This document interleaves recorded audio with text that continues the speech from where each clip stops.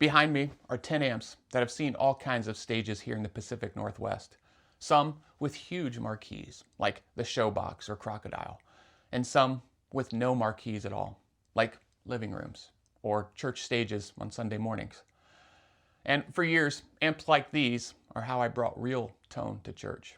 I loaded them in my car, hauled them upstairs, pulled them into buildings, mic'd them up every Sunday. Heavy, loud, fragile tube amps carried in by hand, because that's what real tone used to cost. But not just one amp. I used to carry two because I needed to run stereo. Every week, I figured one of two things was going to break: the amp or my back. Spoiler, it was my back. So I spent years looking for ways to stop hauling them in.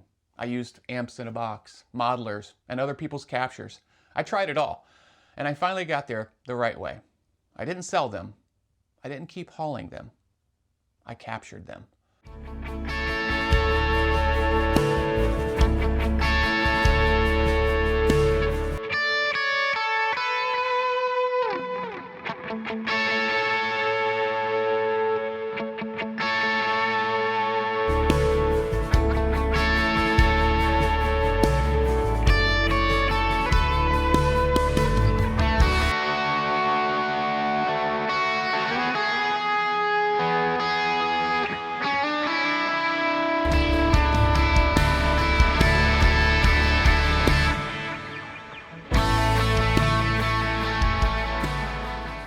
That right there, that's one of the captures. There's no amps in my room, just the model on my ToneX. But stay with me for the next 10 minutes, and I'll show you the exact tricks I use to capture these and how they hold up on rehearsal and on Sundays. I'll also tell you how to get one on your board this weekend for free, because I'd rather you hear it and play it than take my word for it.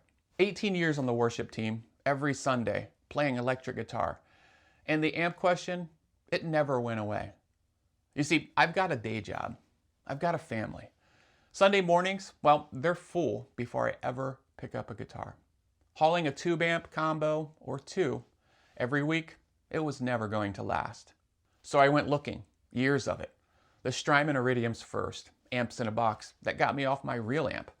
Then the UA stuff, the Ruby and Dream combo. I even had the full Line 6 Dream rig. You know the one, that Variax guitar, comboed with the Pod HD 500, and don't forget about the DT amp. I tried everything, chasing something more live. And eventually, I landed on the ToneX. I didn't pick it off the shelf right from the start.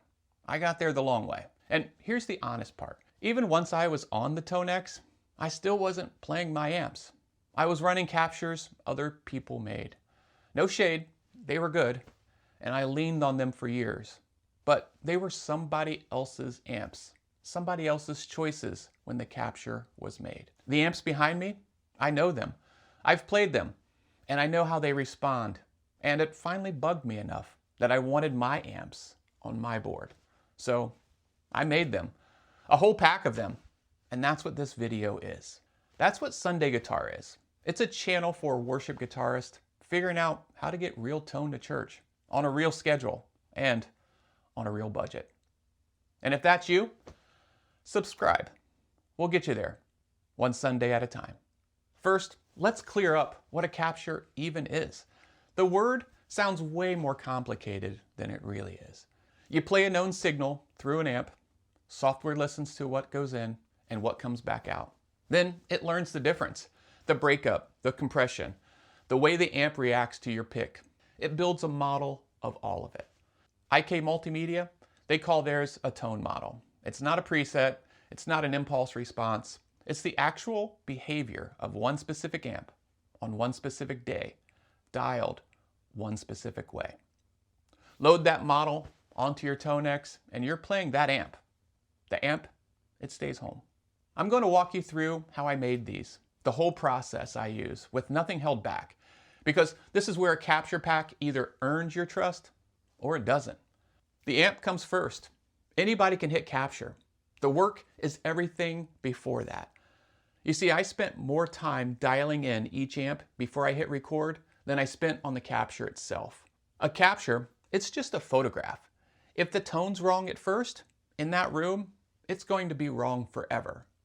And that's why I sorted the tubes first on each amp, and I made sure the amp was fully working and in order. You're not capturing the amp. You're capturing the amp on its best day. The signal path is simple. I put the ToneX capture box between my interface and the amp. It feeds the amp the test signal at the right level and brings the sound back at the right level. 2 gain stages, 1 job. A clean, honest round trip. Now, I'm also only using 1 mic. That's a different call, and I made it on purpose. A lot of packs out there, they're using multiple microphones and blend them, and they can sound huge by themselves. I get why people do it. But for this pack, I wanted 1 honest reference point, and for it to sound like it does on stage, where I only mic my amps with 1 single mic. So when you A/B these, you're hearing the amp, not a studio blend, not an EQ, preamped version, the amp with the mic. Next, I give you 3 tones, not 12. I captured every amp 3 different ways. Clean, edge of breakup, and dirty. 3 tones you'll actually reach for on Sunday. Not 12 settings you'll never use, and not 1 capture that you can just crank up the gain. A real amp changes character as you push it. 1 capture can't follow you there. You can't just take that capture and crank the gain and expect different results. That's why I gave you 3 real points on the amp. Now here's the part nobody shows you. When I'm dialing the real amp, I set the gain a 1/4 turn hotter than I would run it live. Then once the capture's calculated, I go into the ToneX, pull the modeler gain back down, and nudge the treble up. I'm not faking anything here. I'm teaching the model where the amp is actually alive, and then setting the headroom for where a worship player actually needs it. It already heard that fat, hot tube compression. It baked that in. But now you get all that harmonic richness with a ton of clean headroom on top, which is exactly what you need when you got a massive ambient delay washing underneath. Sparkle and bloom, no mud. And that matters more for your board than it sounds, because headroom lives in the model. Your pedals still run the show. Stomp a single drive or stack them, whatever you push it with, the capture blooms into it like a high headroom tube amp should, instead of choking it out or turning to a digital ice pick. I didn't lock the gain. I gave you full room to drive it. That headroom is the reason these hold up the second you stack pedals on them. I didn't dial these to sound huge by themselves. I dialed them as a platform that works with your pedals. Your drives, they're going to stay clear. Your reverbs and delays, they're going to sit clean on top instead of turning into soup.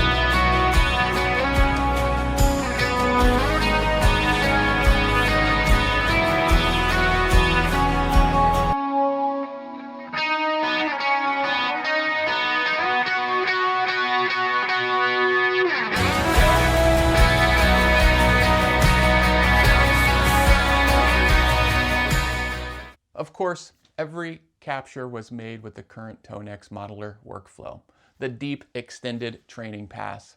And that matters because this isn't an EQ curve. It's the software learning how the amp responds, the breakup, the compression, the pick attack, the way it pushes back.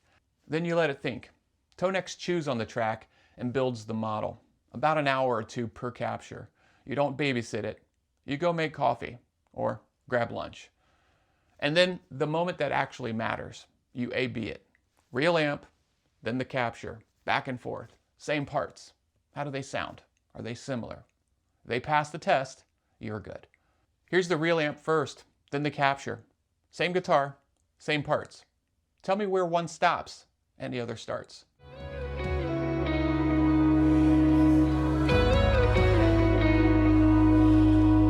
Verse 2.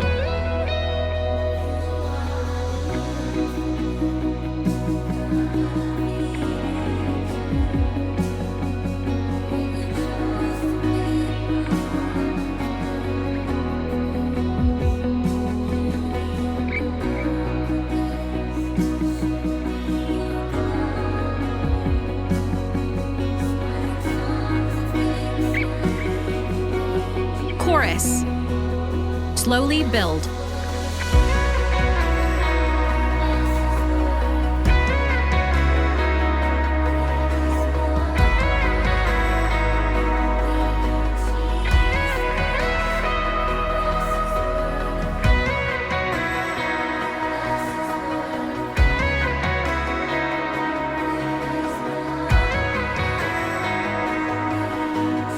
Chorus.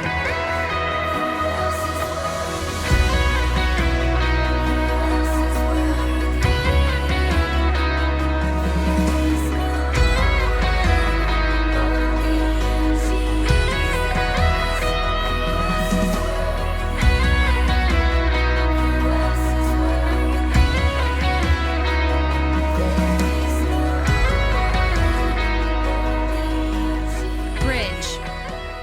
Breakdown. This capture pack has 4 amps that all pair well together. Let me give you the fast version first, then the why. The Matchless, that's your shimmer. The Bad Cat is for thickness. The Blues Junior is the big clean. And that Champ, that's the grit. 4 jobs that don't step on each other. And everyone captured clean, edge of breakup, and dirty. That's the pack. Now, let me tell you why these 4.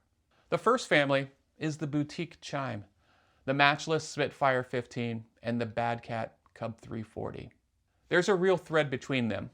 Mark Sampson co-founded Matchless back in '89, one of the fathers of the whole boutique amp world.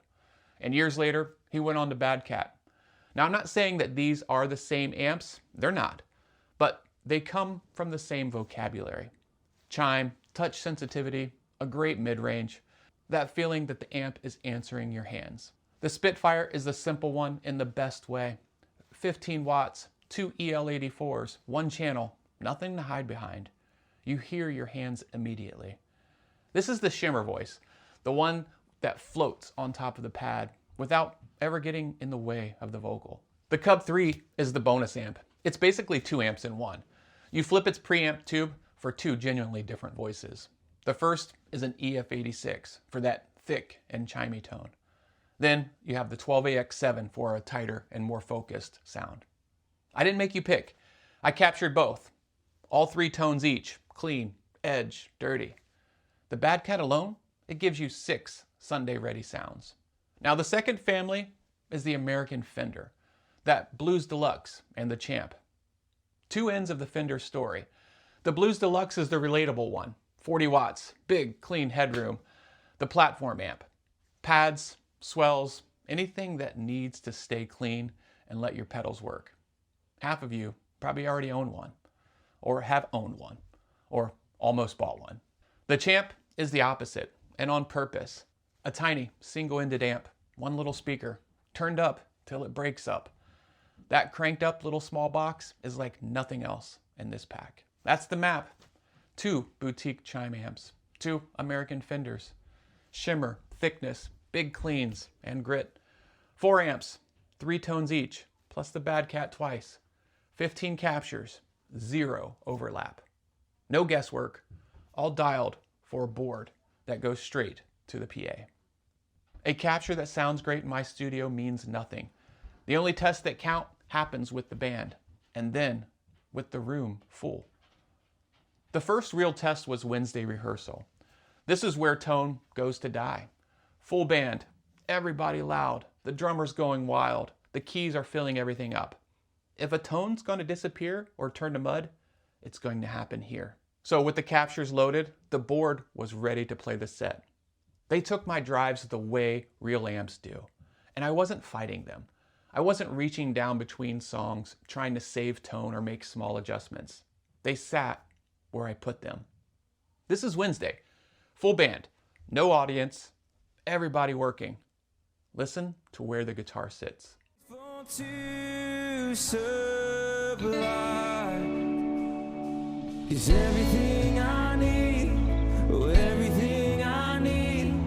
My Father has it, my Father has it, and every single time the Lord will provide.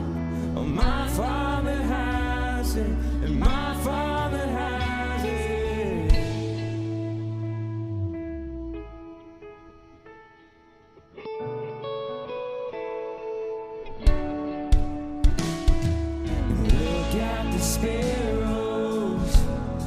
and lacking for nothing.